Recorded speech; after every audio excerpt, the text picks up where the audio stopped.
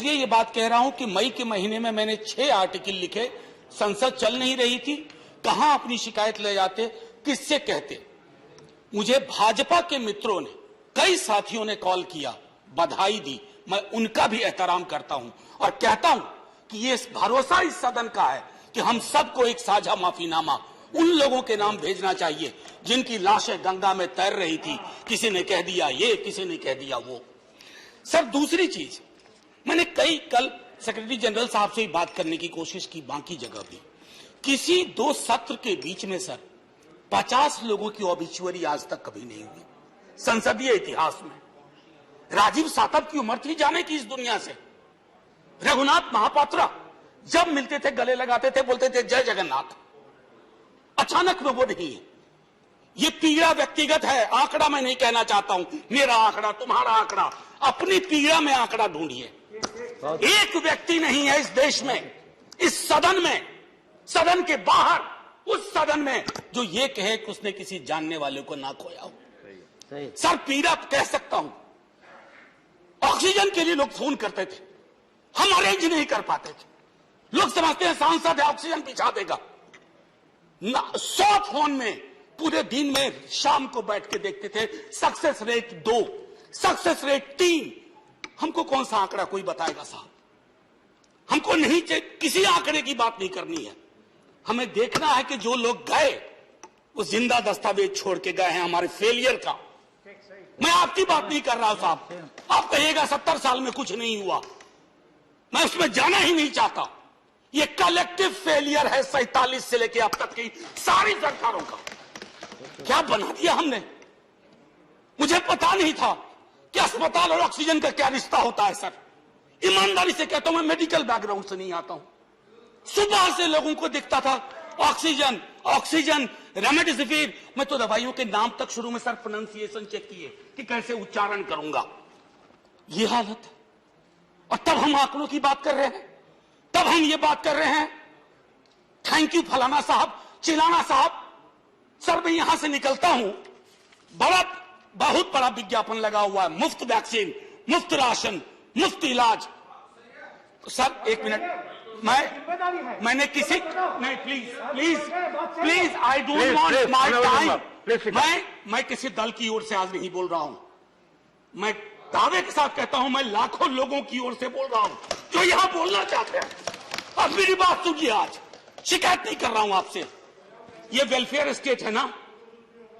एक साबुन की टिकिया अगर कोई गरीब गांव में खरीद रहा है ना सर, तो अडानी अंबानी के बराबर का करदाता है।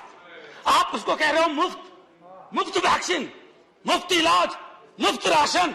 नहीं साहब, कुछ मुफ्त नहीं है, उसका स्टेट है, इस वेलफेयर स्टेट का कमिटमेंट है। उसको आप डिनाइग्रेट मत करिए, डेमोनाइज मत करिए, उसे बौना मत बनाइए। ये आग्रह है मेरा। सर मैं इससे पहले की कुछ और बातें कहूं, मेरे पास अभी वक्त है। सर इस कोरोना को मैं भी मानता हूं, मेरे पूर्व के वक्ता कुछ कह रहे थे, ये चैलेंज है हमारे लिए सर।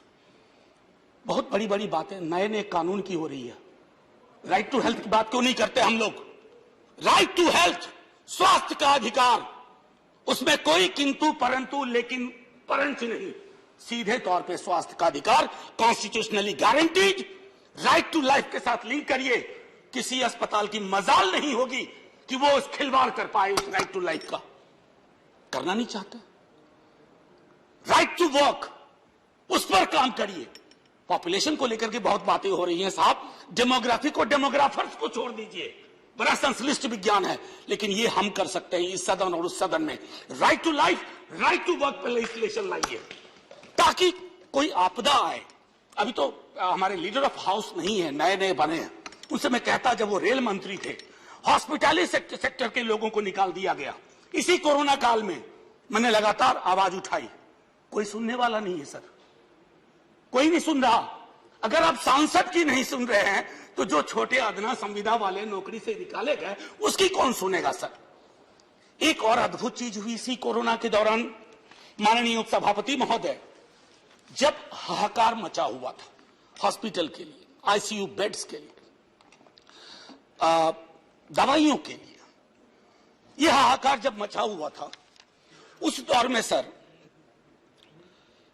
कई चीजें हुई, जिसमें से एक जो महत्वपूर्ण चीज मैं जिसका जिक्र करूंगा, उस हाहाकार में सरकारें, मैं सिर्फ केंद्र को नहीं कह रहा हूं, कई राज्य सरकारें भी नदारद थी। वो 1.5 महीना कैसे बिताया है इस मुल्क ने। हमारे सदन के कोई लोग बड़ी मुश्किल से बच के आए, हमें नाम नहीं लूंगा। पूरे देश ने वो वक्त कैसे बिताया है, नाइटमेयर की तरह लगता है सर, डरावना लगता है। एक मेरा स्टूडेंट पढ़ा है, वह 37 साल का, हॉस्पिटल का बेड जब तक मैंने अरेंज किया वो दुनिया छोड़ के जा चुका था।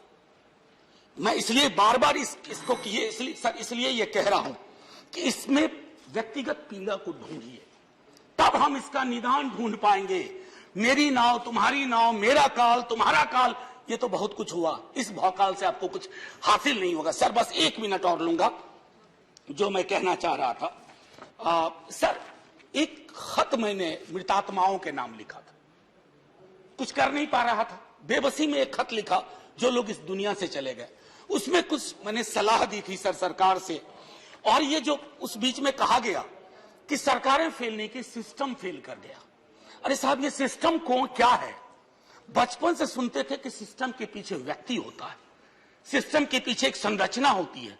अगर वो सिस्टम फेल किया है, चाहे दिल्ली में या किसी गांव की गलियों में, तो वहां की सरकारें फेल गई। सिस्टम का नाम इसे मत दीजिए, क्योंकि यही वो सिस्टम बनाते हैं। धन्यवाद। और आप बस आखिरी टिप्पणी करने दीजिए। प्रोफेसर धन्यवाद, आपको ज्यादा टाइम दे चुका हूं मैंने। सर बस 10 सेकंड लूंगा। आज जय हिंद बोलने में भी वो खुलूस नहीं आ रहा है जो आम दिनों में हुआ करता है। मैं सिर्फ इतना आपसे आपके माध्यम से कहना चाहता हूं, मैंने एक शिकायत नहीं की सर, किसी से नहीं। किससे शिकायत करेंगे?